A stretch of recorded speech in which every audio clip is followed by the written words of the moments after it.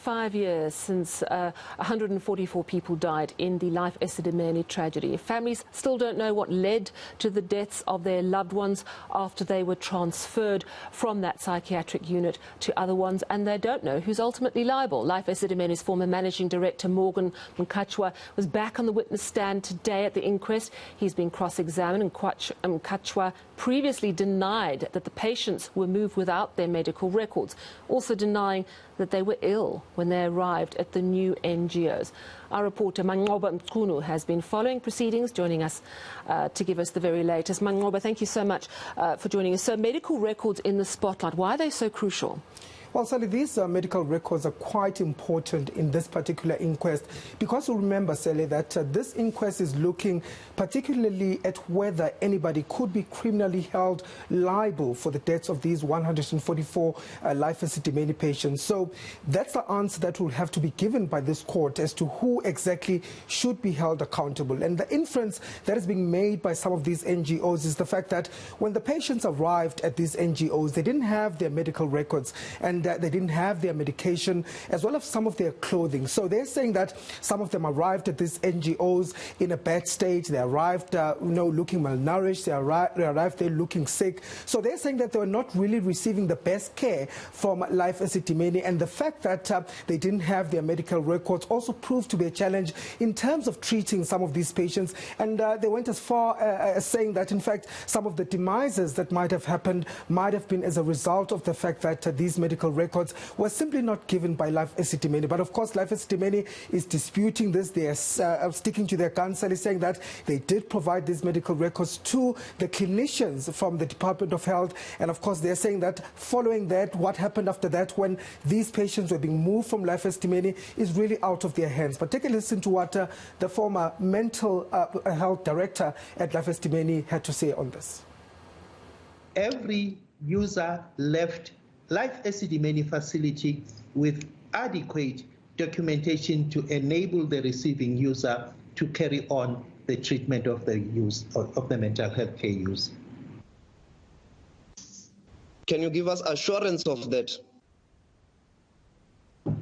I can assure you, I've indicated I had controls in place. I handed over to the Department of Health officials.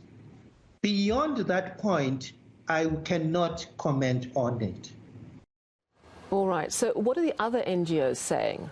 Well, Sally, there were about 4 of these NGOs today that were cross-examining Morgan Mkhatshwa on the transfer process, and 2 of them were represented by one lawyer, that is Masiho, as well as Takalani, where 37 patients died, and the other 2 were Cullinan Care and Rehabilitation Center, as well as Bupilong, who also had their different counsel questioning Mkhatshwa about these particular moves. And all of them, Sally, are saying basically that they did not receive these medical records, and some are saying that even though they received them, they were so minimal to such an extent that they were of no help in terms of treating some of the patients there. In fact, one of the social workers from the Cullinan Care and Rehabilitation Center saying that she's going to testify to the effect that over 60% of the patients that had arrived at the facilities did not have their medical records at all. And of course, this is not the first time we're hearing of this. We heard this during the arbitration hearings in 2017, where definitely overtook the stand, saying that indeed they were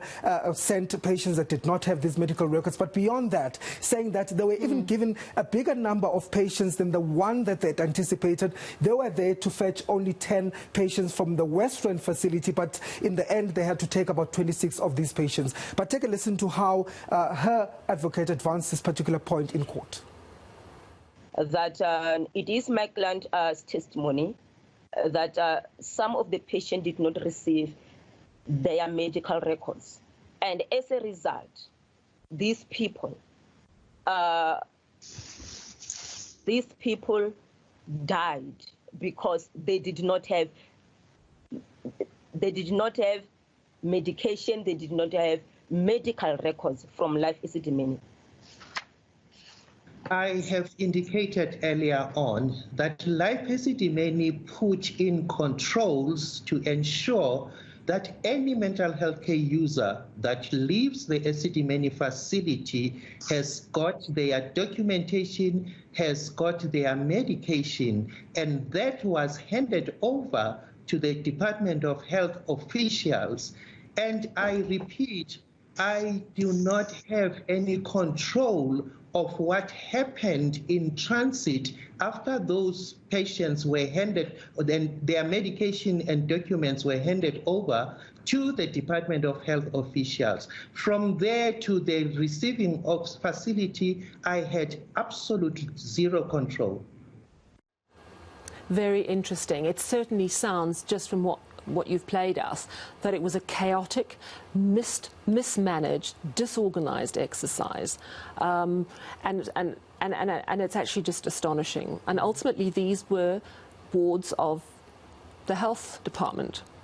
Anyway, it continues tomorrow, so I guess we'll get to hear more very disturbing details, but so important that we get to the bottom of this. Thank you so much for chatting to us this evening. That's our reporter, Manqoba Mchunu.